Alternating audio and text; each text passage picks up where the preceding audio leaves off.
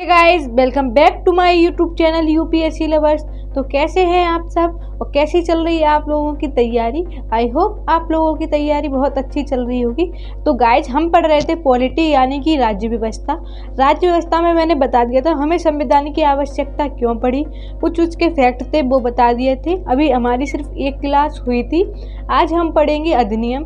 Guys, आप लोगों को भी पता है काफ़ी सारे अधिनियम हैं। अधिनियम की कोई ट्रिक नहीं है क्योंकि उसमें बड़े बड़े फैक्ट हैं, बड़ी बड़ी डेफिनेशन है, तो वहाँ आप ट्रिक नहीं बना सकते। इसीलिए और मेंस के पर्पज से ज़्यादा उसमें ट्रिक काम भी नहीं करेंगे क्योंकि मेंस में अधिनियम आते हैं तो वो हमें याद करने हैं। अधिनियम में कौन सा फैक्ट किस क्वेश्चन में आ जाए तो वो हमें सारे याद करने हैं। और गाइस, पूरे एम लक्ष्मीकांत से हैं, कुछ इंटरनेट से भी डाटा मैंने यहाँ पे अपलोड कर दिया था, अपने नेट में डाल लिया था अपने नोट्स में। और तो आपके लिए जो MPPSC है, यूपीएससी का मेंस आप मिला लेना आंसर। अगर आप आंसर राइटिंग करते हुए क्वेश्चन देख लेना सारे से, एक भी क्वेश्चन बाहर नहीं जाएगा। गाइस, सिर्फ इसको पढ़ लें। पॉलिटी की फुल गारंटी मेरी है। पॉलिटी हिस्ट्री, अगर 2 क्लास पॉलिटी की आया करेंगी, 2 हिस्ट्री की और 1 आ जाया करेगी मिसलेनियस यानी कि विविध।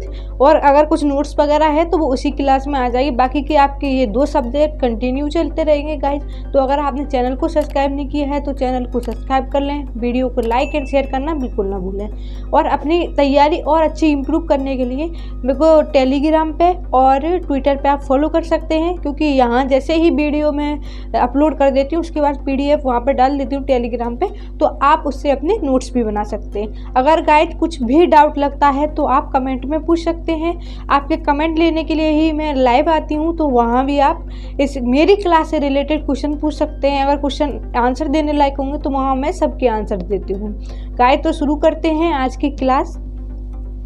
यहाँ हम पढ़ रहे थे अधिनियम। तो पहला है यहाँ सबसे पहले कंपनी का शासन कब से कब तक था, तो 1773 से 1858 तक। कंपनी का शासन 1773 से 1858 तक। सबसे पहले पढ़ेंगे 1773 का रेगुलेटिंग एक्ट, यानी शुरुआत ही हमारे अधिनियम की होती है 1773 के रेगुलेटिंग एक्ट से। ये एक्ट क्यों लाया गया, क्या क्या इसमें कार्य हुए थे, तो आप देख सकते हैं। ये गाइज आप हेडिंग जरूर लिखा करो क्योंकि अगर हम मेंस में लिखते हैं तो यहाँ हमें अच्छे मार्क्स मिल जाते हैं। इस अधिनियम का अत्यधिक संवैधानिक महत्व था। कौन कौन सा था?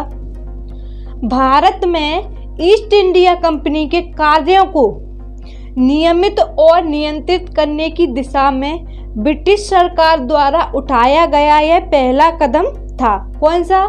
ये 1773 का रेगुलेटिंग एक्ट। फिर भी आप एक और बार गाइस सुन लीजिए। भारत में ईस्ट इंडिया कंपनी के कार्यों को नियमित और नियंत्रित करने की दिशा में ब्रिटिश सरकार द्वारा उठाया गया यह पहला कदम था। यानी जो भारत में जो कार्य होते थे उन कार्यों को नियमित माने रेगुलर, मतलब वो कार्य रोज हो। नियंत्रित यानी उस पर मतलब नियंत्रण लगा सके, रोक लगा सके, वो कार्य उन्हीं ब्रिटिश सरकार द्वारा ही हो, उस पर उठाया गया यह पहला कदम था। कौन सा? 1773 का रेगुलेटिंग एक्ट।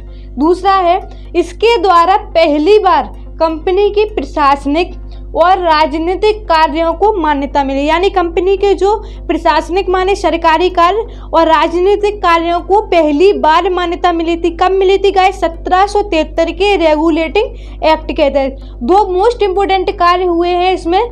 तीसरा है इसके द्वारा भारत में केंद्रीय प्रशासन की नींव रखी। यानी जो केंद्रीय हमारा प्रशासन था पहले ये नहीं था, इसकी नींव भी 1773 में रेगुलेटिंग एक्ट के तहत ही रखी गई थी। 3 कार्य मोस्ट इंपोर्टेंट हुए। फिर है इसकी प्रमुख विशेषताएं कि इसकी विशेषता क्या थी। तो सबसे पहली विशेषता है कि इस अधिनियम द्वारा बंगाल के गवर्नर को बंगाल का गवर्नर जनरल का पद नाम दिया गया। यानी पहले जो बंगाल का गवर्नर था वो गवर्नर ही होता था, लेकिन जैसे ही ये एक्ट आया 1773 का रेगुलेटिंग एक्ट, उस एक्ट के तहत बंगाल के गवर्नर को बंगाल का गवर्नर जनरल का पद का नाम दिया गया। उसकी सहायता के लिए, यानी जो गवर्नर जनरल था उसकी सहायता के लिए एक 4 सदस्य काम करते थे उस परिषद का गठन किया गया। कब किया गया? ये भी 1773 के रेगुलेटिंग एक्ट में। गाइस मोस्ट इंपोर्टेंट ये वाला क्वेश्चन है, ये वाला जो फैक्ट है, क्योंकि इससे क्वेश्चन कम से कम 10 एग्जाम में ये क्वेश्चन आया है। और ऐसा पहला गवर्नर जनरल कौन था? तो वो थे वॉरेन हेस्टिंग। इन्हीं के मतलब ये जो बंगाल का गवर्नर जनरल था तो बनाए गए थे सबसे पहले वॉरेन हेस्टिंग। पहला काम, भारत में ईस्ट इंडिया कंपनी के कार्यों को नियमित और नियंत्रित करने के लिए ब्रिटिश सरकार द्वारा उठाया गया है। कौन सा कदम था? तो ये सबसे पहला कदम था।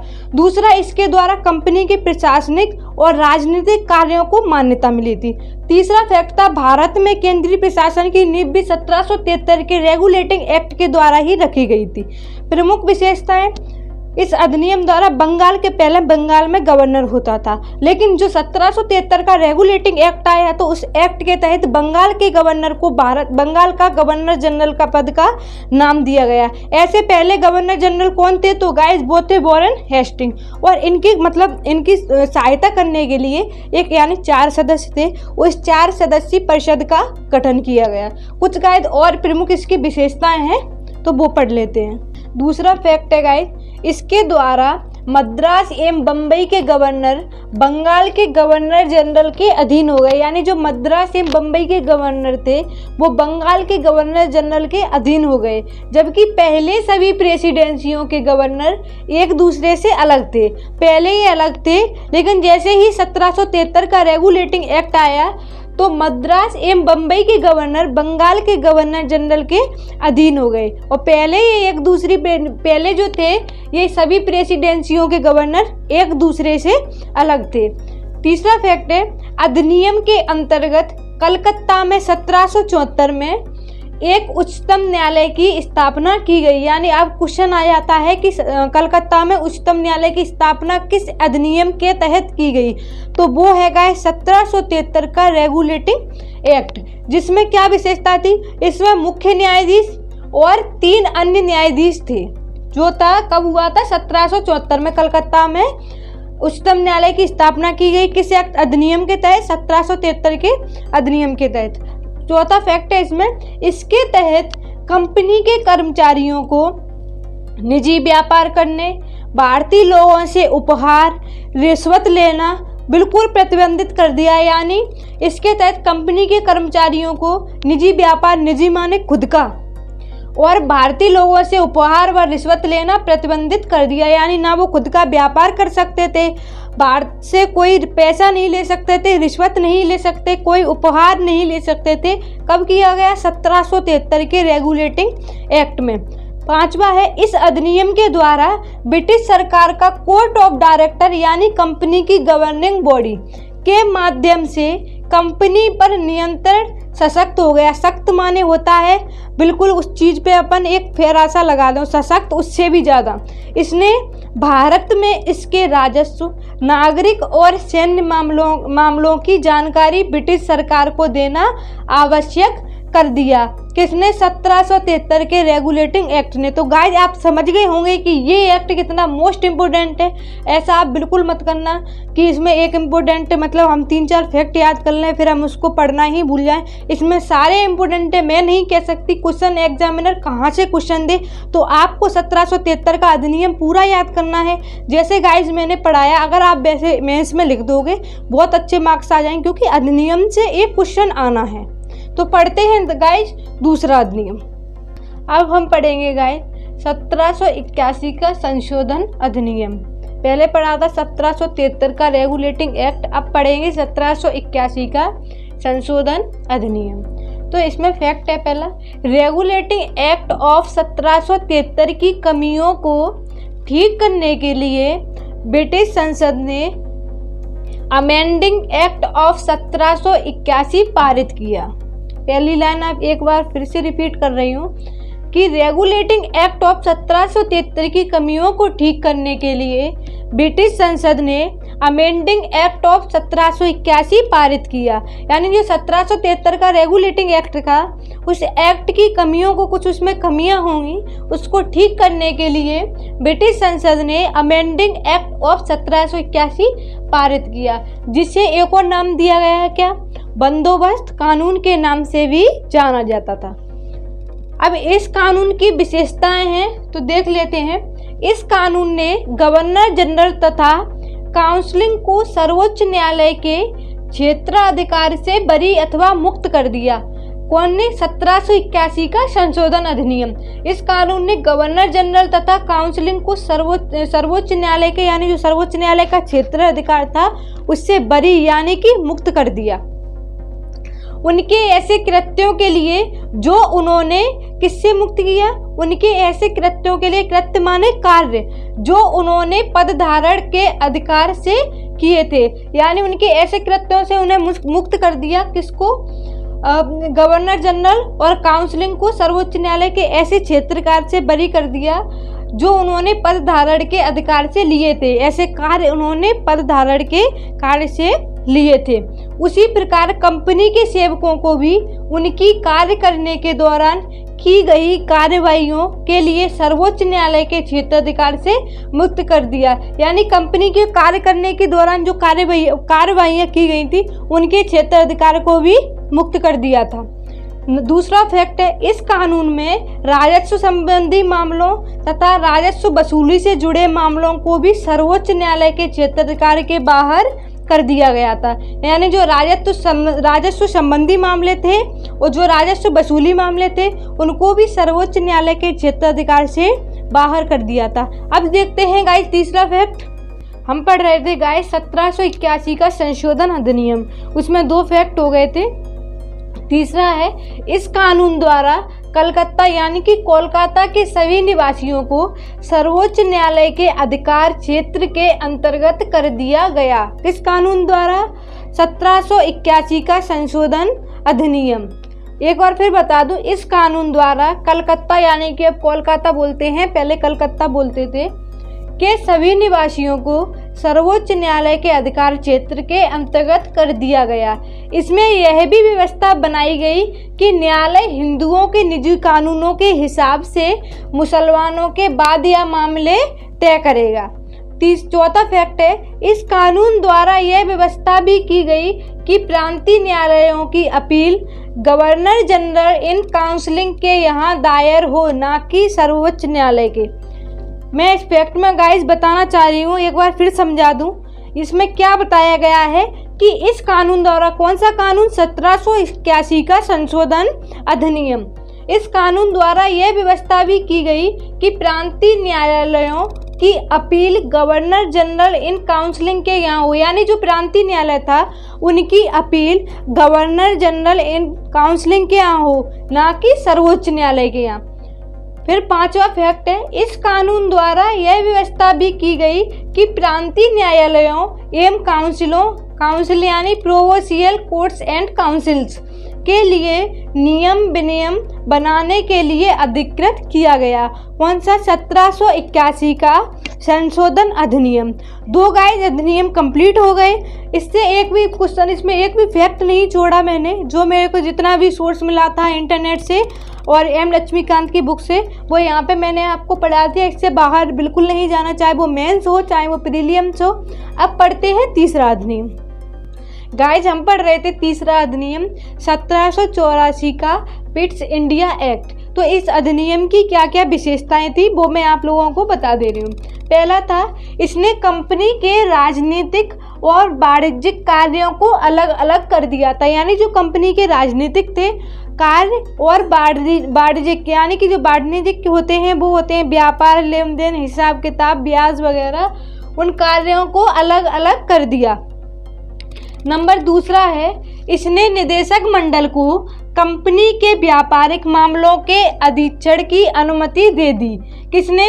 1784 का पिट्स इंडिया एक्ट। इसने निदेशक मंडल को कंपनी के व्यापारिक मामलों के अधीक्षण की अनुमति दे दी, लेकिन राजनीतिक मामलों के प्रबंधन के लिए नियंत्रण बोर्ड यानी बोर्ड ऑफ कंट्रोल नाम से एक नए निकाय का गठन किया गया। इस प्रकार द्वैध शासन की व्यवस्था का आरंभ किया गया। तो क्वेश्चन आ जाता है कि द्वैध शासन की व्यवस्था का आरंभ किस एक्ट के तहत किया गया? तो 1784 का पिट्स इंडिया एक्ट। तीसरा है, नियंत्रण बोर्ड को यह शक्ति थी कि वह ब्रिटिश नियंत्रित भारत में सभी नागरिक सैन्य सरकार व राजस्व गतिविधियों का अधीक्षण एवं नियंत्रण करे। तो गाइस इसमें दो मोस्ट इम्पोर्टेंट है, पहला है ये, दूसरा है ये। बाकी गाइस ये भी आपको पढ़ना है, इसमें भी 3 मतलब मुख्य कार्य किए गए हैं। तो जो अधिनियम है गाइस, एक भी फैक्ट आपको नहीं छोड़ने। अब पढ़ते हैं 1786 का अधिनियम। गाइस अब हम पढ़ेंगे 1786 का अधिनियम। गाइस ये चौथा अधिनियम है। अगर मैं यहाँ पे जैसे ज़्यादा करा दूँ, 8-9 करा दूँ, 6-7 करा दूँ, तो गाइस हमें याद नहीं होंगी, इसलिए आपको 4-4 करके अधिनियम वीडियो में मैं 4 अधिनियम आपको क्लास में इसमें पढ़ा दिया करूँगी। तो आपको भी टफ नहीं लगेगा, बिल्कुल बोरियत नहीं होगी, क्योंकि पॉलिटी ऐसा सब्जेक्ट है जिसको इंटरेस्ट है वो तो ठीक है, क्योंकि अधिनियम ऐसा है कि इसके लिए कोई ट्रिक नहीं है, तो वो हमें पूरे के पूरे पढ़ने पड़ेंगे। इसीलिए हम 4-4 अधिनियम करके पढ़ लेंगे। तो शुरुआत करते हैं। 1786 में लॉर्ड कॉर्नवालिस को बंगाल का गवर्नर जनरल नियुक्त किया गया। कब किया गया? 1786 में। किसे किया गया? लॉर्ड कॉर्नवालिस को। कहाँ किया गया? बंगाल का गवर्नर जनरल। ठीक है। उसने यह पद स्वीकार करने के लिए 2 शर्तें, यानी 2 शर्तें या 2 मांगे रखी थी उसने। मतलब वो ये पद धारण करने से पहले ये बोला कि मैं ये पद धारण तब करूंगा, आपको मेरी 2 शर्तें या मेरी 2 मांगे हैं जो वो मांगनी मतलब माननी होंगी। तो क्या क्या थी उसकी? पहली थी, उसने बोला कि उसे विशेष मामलों में अपनी काउंसलिंग के निर्णय को अधिभावी करने अथवा ना मानने का अधिकार हो। यानी जो विशेष मामले हैं उसमें हम अपनी जो निर्णय है उसको ना मानने का, उसे अधिभावी करने का अधिकार हो। दूसरा है, उसे सेनापति अथवा कमांडर इन चीफ का पद भी दिया जाए। पहला गवर्नर जनरल तो वो था ही बनने वाला था, लेकिन उसने शर्त में ये भी अपनी मांग रखी थी कि उसे सेनापति अथवा कमांडर इन चीफ का पद भी दिया जाए। तब वह गवर्नर जनरल बनने के लिए तैयार था। कल 1786 में बना कहाँ था? बंगाल का गवर्नर जनरल। ठीक है। सभी शर्तों को 1786 के कानून में प्रावधानों के रूप में जोड़ा गया। तो गाइस ये जो 1786 का अधिनियम है कंप्लीट हो गया। इसमें एक भी फैक्ट अब ज्यादा नहीं है। ये जो मोस्ट इम्पोर्टेंट थे, इसके महत्वपूर्ण जो प्रमुख विशेषताएं थी वो मैंने बता दी। तो गाइस आप ये नोट्स बनाते जाना, क्योंकि ये एग्जाम के पॉइंट ऑफ व्यू से बहुत इम्पोर्टेंट है। मेंस के पर्पज से अगर आप ऐसे लिखोगे तो बहुत ज़्यादा हेल्पफुल रहेगा, मार्क्स भी अच्छे मिल जाते हैं। आप जैसे आप कोई हो पहले बार आपने पढ़ा है पॉलिटी, तो ये सबको टफ लगते हैं, मैंने भी पढ़े थे, थोड़ी बोरियत सी लगती है इसमें। लेकिन जैसे ही आप पढ़ना स्टार्ट करोगे 1-2 बार के रिवीजन से आपको खुद से याद होने लगेंगे। तो गाइज आप वीडियो को लाइक एंड शेयर करें। अगर कुछ भी डाउट लग रहा है मुझे कमेंट में आप पूछ सकते हैं।